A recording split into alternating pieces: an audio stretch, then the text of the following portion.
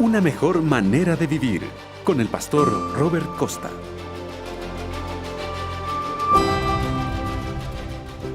¿Te ha ocurrido alguna vez que cuando oras pareces que tus oraciones no llegan al cielo? ¿Que tus oraciones no reciben respuestas?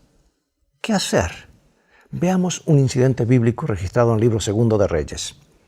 Y Giezi había ido delante de ellos y había puesto el báculo sobre el rostro del niño. Dios concedió a Giezi el privilegio único de relacionarse con el profeta Eliseo, no obstante lo cual, éste no consagró plenamente su vida al Dios de Eliseo.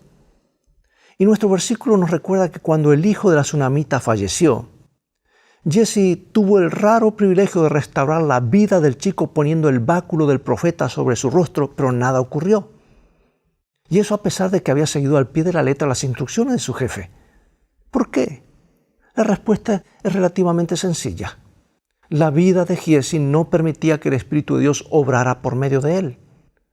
Y una revelación de su verdadera condición espiritual se nos da cuando después que Naamán sanó de la lepra y Eliseo no quiso aceptar ninguna remuneración por el milagro realizado, resulta que el codicioso Giezi corrió detrás del carro del comandante del ejército sirio y mintió diciendo: «He aquí, vinieron a mí en esta hora del monte de Efraín 2 jóvenes de los hijos del profeta. Te ruego que les des un talento de plata y 2 vestidos nuevos».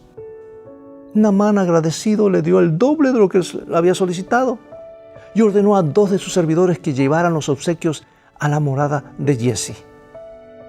Y para ocultar su perfidia, Giezi los dejó hacer y así llegó a un lugar secreto, y dice la Biblia que él tomó de manos de ellos, lo guardó en su casa y luego mandó a los hombres que se fuesen.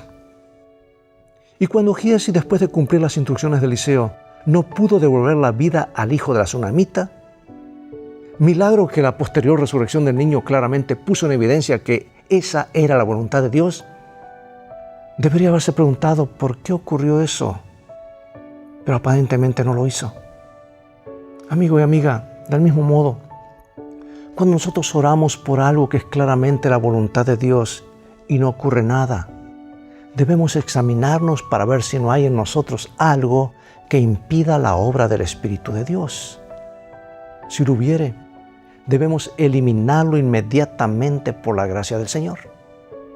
Si después de hacerlo nuestras oraciones todavía no reciben respuestas, tenemos que preguntarnos si es o no el momento que Dios ha elegido para revelar su poder.